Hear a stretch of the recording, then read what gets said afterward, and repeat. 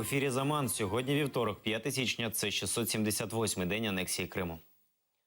Половина дизель-генераторних установок в Криму не працюють. Про це заявив на засіданні міжвідомчого штабу з ліквідації надзвичайної ситуації начальник штабу Сергій Шахов.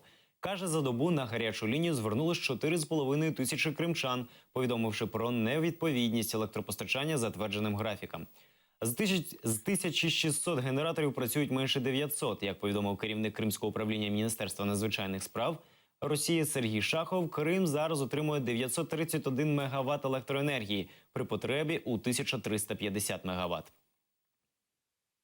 Керч до березня житиме в режимі економії електроенергії. Місту поставили ліміт у 42 МВт, що дозволяє забезпечити живленням тільки житлові будинки за умови відключень на 2-3 години впродовж доби. У такому режимі місто буде жити до введення чергової лінії енергомосту. Ліфти у Керчі не працюють до 10 січня. Тролейбуси мали вийти на маршрути сьогодні. Вуличне освітлення працює частково через один стовп або тільки по одній стороні вулиці. Лікарні, інтернати, інститути повинні перейти на живлення від дизель-генераторів. Забезпечувати генератори всім необхідним повинні самі заклади. З настанням холодів мешканці стали споживати значно більше електроенергії, ніж в теплу пору. На кожній лінії навантаження зросло приблизно в 1,5 рази. Лимит электроэнергии, выделенный Керчи, составляет 42 мегаватта. Это позволит обеспечивать бытовых потребителей, если не будет понижения лимита, а нас уверили в том, что его не будет.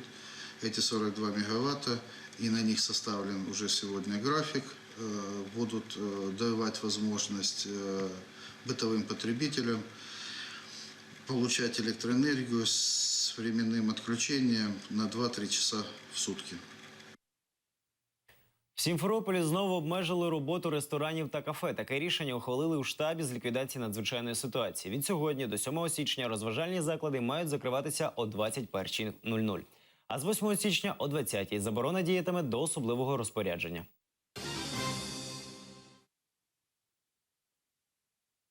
Дорогой наш барін Вова, ми сидім без світа снова. У соцмережах стрімко поширюється сатиричне відео з різким віршованим зверненням кримчанина до президента Росії Владимира Путіна. Ролик був викладений на YouTube користувачем Олександром Пандою. Ватным лишне хромосомным посвящается. Дорогой наш барин Вова, мы сидим без света снова. Тот энергомост для лохов, мы без света видим плохо. Коробок с духовной пищей нам сейчас немного лишний. Генічеськ отримав газ з Криму. Вчора місто залишилося без опалення через припинення реверсу газу з півострова. Пізніше з'явилася інформація, що мер міста Олександр Тулупов звернувся до президента Росії Владимира Путіна з проханням відновити реверс. Однак Тулупов спростував цю інформацію. Віце-прем'єр-міністр Росії Дмитрій Казак відзвітував, що доручення президента його країни виконано і газ в Генічеськ поданий. У Херсонгаз пояснили, надлишки українського газу, який видобувається в стрілковому родовищі на Арбатській стрілці, в неопалюваний сезон закачуються в газосховище на території Криму, а в опалювальний сезон реверсом повертають на опалення Генічинського району. Однак після аварії на Лепка Ховка-Титан кримська сторона припинила реверс. Заступник голови Херсонської облдержадміністрації Ігор Шепелєв пояснив, у майбутньому подібну ситуацію треба уникнути, бо страждають люди. Брать именно потребление газа, то пути решения практически два.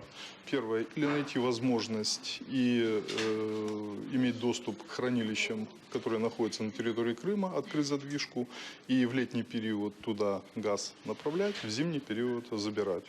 Если это решение не находит по политическим мотивам или по каким-то никаких перспектив, то остается второй вариант, то есть строительство, закольцовка газопровода, для того, чтобы опять же уже с территории материковой части Украины иметь возможность забирать в летний период оттуда газ с месторождения, а в зимний период излишки отдавать городу Геническу. Ну а третье направление – это перевод города Геническа на альтернативные виды отопления. Но я думаю, будет найдено нечто среднее. Мы будем работать как в рамках строительства газопровода с Киевом. Мы будем находить, опять же, пути решения вопроса договора по открытию задвижки и пользоваться тем, что уже создано и имеет возможность решить нашу проблему. И параллельно будем уменьшать риски, вводя дополнительные котельные на альтернативных видах топлива. Діалог України з Росією щодо газу став значно простішим. Про це заявив глава правління «Нафтогаз України» Андрій Коболєв під час інтерв'ю на 5-му телеканалі. Коболєв пояснив, що раніше ця тема була дуже політизована і перемовини були важкими, але за минулий рік багато чого змінилось, і тепер це виключно комерційні діалоги. Також Коболєв пояснив, «Газпром» більше не монополіст для України. «Нафтогаз» перестрахувався, зробивши диверсифікацію, тобто купуючи газ в декількох постачальників. Ми змогли диверсифікувати постачання газу, і саме зменшення цін, і саме той факт, що зараз російська сторона телефонує нам і пропонує, давайте ми дамо знижку, давайте ми будемо продавати вам газ, стали результатом саме диверсифікації. Ми відносно відкрито повідомили російських колег про те, які умови нам потрібні для того, щоб газ був конкурентний, і що треба робити, щоб ми відновили придбання цього газу. Наприклад, в грудні Україна не імпортувала російський газ і зараз не імпортує. Тобто ми чекаємо на те, чи будуть наші пропозиції комерційні сприйняті позитивним шляхом. Київський суд заарештував установки «Чорноморнафтогазу», переміщені до Росії. Печерський районний суд наклав арешт на самопідйомні плавучі бурові установки «Петроходованець» і «Україна». Раніше їх під прикриттям бойових кораблів Чорноморського флоту Росії перемістили у територіальні води Росії. Міністерство закордонних справ України розповсюдило заяву, в якій бурові вишки назвали власністю України, а переміщення платформ в територіальні води Росії – пограбуванням. Також зазначили, Україна залишає за собою право вимагати відшкодування збитків. «Чорноморнафтогаз» є захопленим під час анексії Криму підрозділом компанії «Нафтогаз Україна».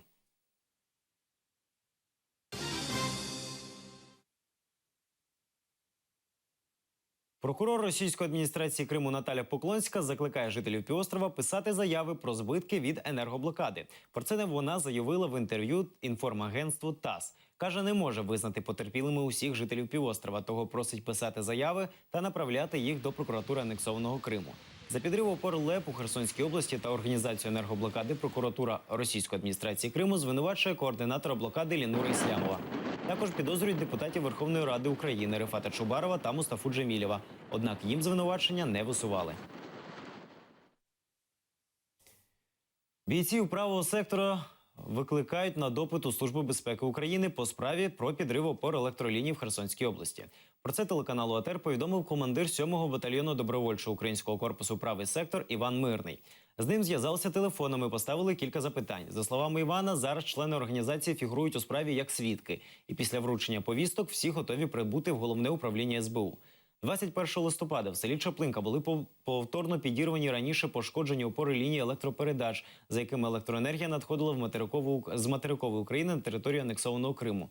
Крим був повністю знеструмлений, на півостров ввели режим надзвичайної ситуації.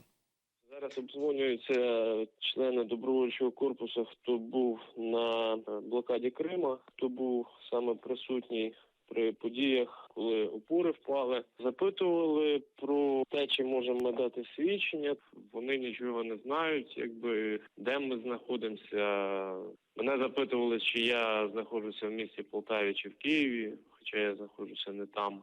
Я сказав їм, що згідно чинного законодавства вони можуть мені надіслати повістку по моїй адресі проживання. Вони в мене запитали адресу проживання, я сказав їм, що відповідно я їм не скажу, бо маю на то право. Сьогодні 107-й день громадянської блокади Криму. Активісти на адміністративному кордоні разом з правоохоронцями продовжують вартувати. Координатор блокади Лінур Іслямов проводить підготовчі процеси для створення кримсько-татарського батальйону імені Номана Челебіджихана в складі Збройних сил України. Активісти закликають приєднуватись до блокади та добровольчого кримсько-татарського батальйону.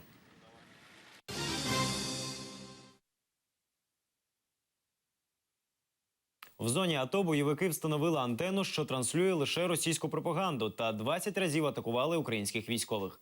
Найбільш активні обстріли проводилися в районі Донецького аеропорту. Зокрема, 7 разів бойовики вели хаотичний вогонь з великокаліберних кулеметів по пісках. Бойовики незаконних формувань намагалися спровокувати українських військових на порушення режиму повної тиші, використавши станковий протитанковий гранатомет у Зайцеве і стрілецьку зброю у Новгородському. Також в населеному пункті Валуйське виявили супутникову точку щитування і передачі інформації. населеному пункті Валуйський Станично-Луганського району Луганської області виявили та знешкодили ще одну приймальну передавальну антенну з відповідним обладнанням інтернет-провайдера, який передає сигнал з тимчасово окупованих територій Луганщини. Пристрій був несанкціоновано встановлений на даху загальноосвітньої школи. Отримуючи безкоштовний доступ до мережі інтернет, місцеві мешканці та українські воїни були під загрозою зомбування російськими спецслужбами. Адже така техніка не лише знімає інформацію з електронних девайсів в зоні його дії, але й блокує доступ до українських веб-ресурсів. Дозволяє переглядати лише брехливі пропагандистські інформджерела Російської Федерації і неіснуючих республік. Безумовно, ця мережа була встановлена саме російськими спецслужбами. Наразі це всі новини. Більше дізнавайтеся з наступного випуску «Заман». Залишайтеся на АТР. До побачення.